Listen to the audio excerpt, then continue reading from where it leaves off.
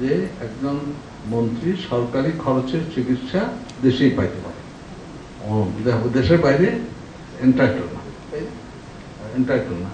এখন আইনের প্রয়োগ ঠিক মতো হলেই হলো, এটা আমি এই কথাটা আগে বলেছি বলে আজকে বলতেছি, এই কথাটা অতীতে বলেছি আমি, সেজন্য আজকে বলতেছি যে দেশের প্রেসিডেন্ট চেক আপ করতে শুধু বাইরে যায় না, ওইটা আবার পাবলিক অ্যানাউন্সমেন্ট করে দেয়, তাহলে এটা কিন্তু আমি পাবলিককে আগে বলেছি। শুধু এই ব্যাপারে আপনারা কথাটা তুলবেন। তবে এটা কথাটা হলো যে এই যে একটা প্রশ্ন করছিল অনেকে যে মানুষকে বাইরে যাওয়া কি করে কমানো যাবে বা কি করবে। এখানে তো একটা জিনিস স্বীকার করতে হবে যে আমাদের যে স্বাস্থ্য ফেসিলিটিস এটা একটা উন্নত বিশ্বের সমান নয়, কোথাও ডেফিশিয়েন্ট আছে। তো এটা তো হলো যদি কারো অর্থ থাকে, এখানে চিকিৎসার ফেসিলিটিস নাই, সে বাইরে হয়তো বন্ধ করাটা ইথিক্যাল নয়, সেটা আলাদা। কিন্তু আমাদের অনেক ফেসিলিটিস আছে যেগুলো আর করা সম্ভব, কিন্তু এখানে আবার কনফিডেন্স ইস্যু আছে।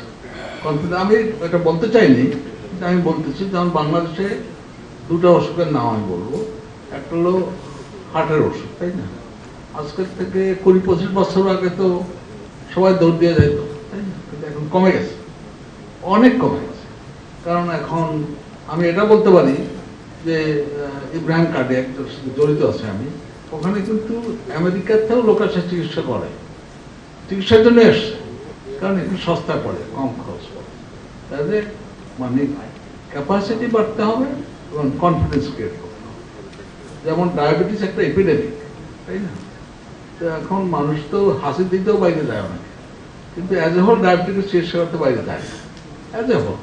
বরং নেপাল, ইন্ডিয়ার থেকে তো আসে। তো সেও ফেসিলিটিস থাকতে হবে, কনফিডেন্স ক্রিয়েট করতে হবে।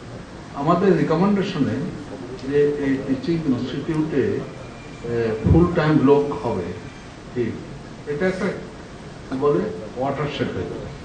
কারণ তাহলে আমরা যত কিছুই বলি না কেন, রিসার্চ হবে, রিসার্চ করতে সময় লাগে, ফেসিলিটিস খালি লাগবে, সময় লাগে, তাই না? তো আমরা ফুল টাইম করতে পারি না। আশা করি আমি ইনডিরেক্টলি উত্তরটা দিচ্ছি।